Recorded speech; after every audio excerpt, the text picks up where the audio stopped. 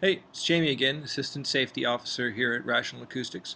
I want to talk to you about averaging.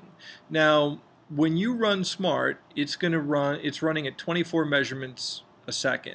So it's taking a chunk of data, processing through the FFTs, showing you that data, putting it into the averagers if we're using them. Now, averagers, what we're going to do, instead of just looking at the instantaneous, the individual measurements, what we're going to do is we're going to take multiple measurements and average them together. Why do we do this? We do this to get an idea of the average content or the overall content over time, the steady state content of a signal.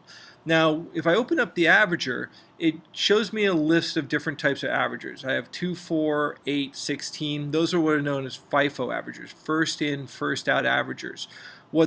Those buffers, they're also called circular buffers. What they do is they retain the last X number of measurements that you've done. So I'll show you a FIFO averager. I'll do a 16 FIFO. So what's going to happen is that it's going to retain the data for the last 16 measurements. When I get to the 17th measurement, that newest measurement is going to overwrite the oldest. And I think it's easier to see it in the data. I'll clap my hands. You see the data is there, then you can see it fall out of the averager. Okay, so it gives you kind of a herky-jerky response, although this is a good type of averaging to start off a transfer function.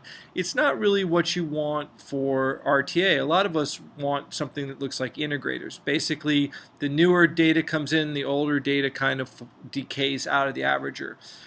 So everything below these first four are what we call integrating averagers, and what we're going to see is everything from 1 second down to 10 seconds, and then we have a couple special cases down here. Like here's fast. Fast is a little bit under 1 second integration, and you can see when the data comes in and then the data averages itself out. And if I go into slow, that you can see it decays out a little bit slower. Okay, so the reason why they're called fast and slow is just because they're pegged to the fast and slow integration on an SPL meter. If we did integration for 1 second, 1 second again has the same type of behavior, whereas when you look at 10 seconds, it just holds onto the signal for a long, long time, and it just sits there and adds up all that signal. There's one final guy that I skipped over, and that was infinite. And what infinite does is what you would expect. It's just an infinitely long average. Nothing really decays out of the averager. It just slowly builds up. You probably use this for looking at the signal content over time. So that's our averages. You're going to see that we're going to use different levels of averaging in SMAART for different purposes.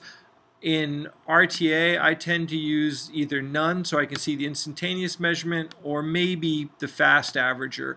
I will be using none for probably the rest of the measurements that I do here. When we get into transfer function, where I'm trying to reject noise and uncorrelated signal, what I'm going to do is probably run up in around 3 seconds worth of averaging.